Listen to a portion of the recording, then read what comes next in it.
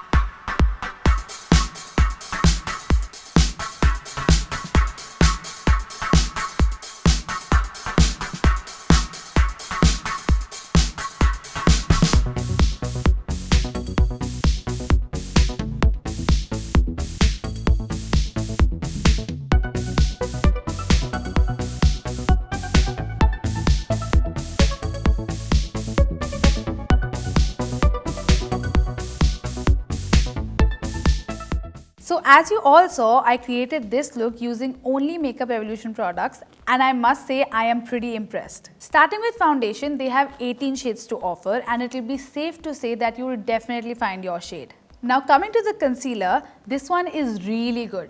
And it's even considered to be a dupe for the Tarte Shape Tape Concealer. The cream contour and all the other products are highly pigmented, so a little product will go a long way. So I would say that these products will give you a good coverage, and I am giving them a thumbs up. Let us know what you guys think in the comment section below, and while you do that, do not forget to check out POPxo Shop. We have a lot of amazing merchandise like wall clocks, phone covers, laptop sleeves, and so much more. The link is in the description below.